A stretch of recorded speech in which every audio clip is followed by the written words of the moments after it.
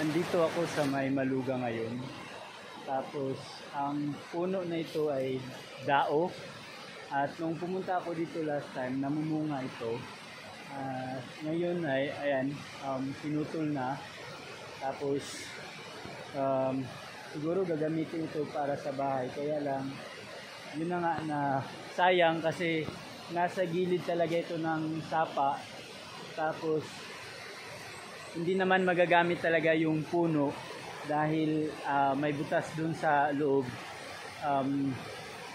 Ayun, nasasayangan lang ako na ganito yung nangyari. Makapag-produce pa sana ito ng maraming seeds. May mga seedlings dito sa paligid niya, kaya lang matataas na. Saka tingin ko hindi na pwede na i-transplant.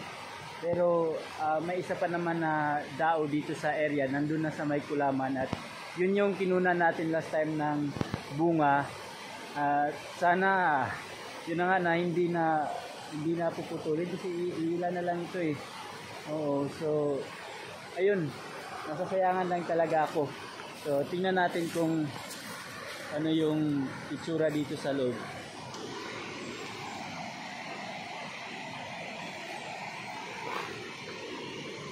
Yan, so ito yung forma sa loob ng puno.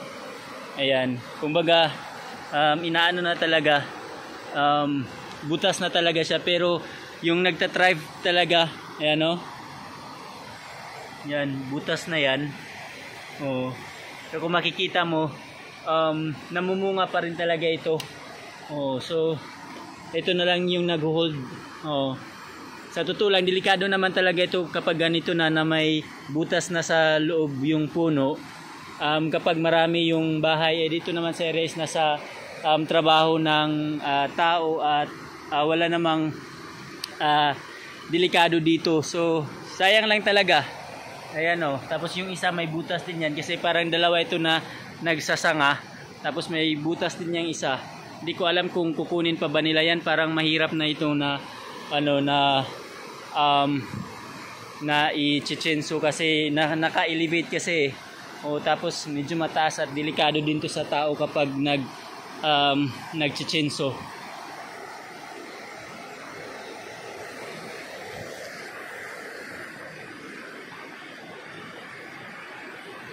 Yan, may mga orchids din na yan, oh.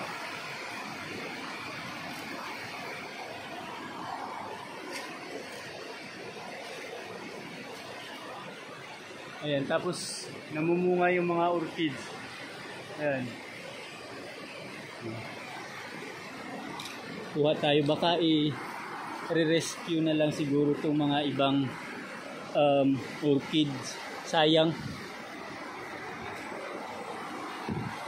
Tulad niya sa sinasabi natin na kapag pinutol or pinatay natin yung isang puno, hindi lang yung puno yung pinatay natin, kundi pati yung mga ibang halaman na nabubuhay o ibang hayop na dito nakatira. So ito ay isang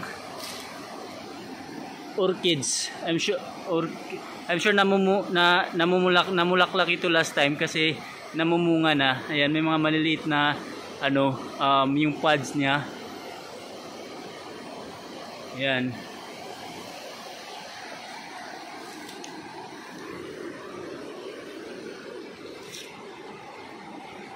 Yan. So ayun, napakalaking tulong sana ito para sa ating sa pag-protect dito sa lalo na sa area na yan. Ngayon pinutol na. So ayun, sa mga tao na makakapanood nito is dapat i-consider siguro natin yung pagputol ng kahoy. Tingnan natin kung gagamitin talaga sa bahay, kung magagamit ba talaga natin yung puno or baka sinasayang lang natin at makapag-produce pa ng maraming seedling sana ito.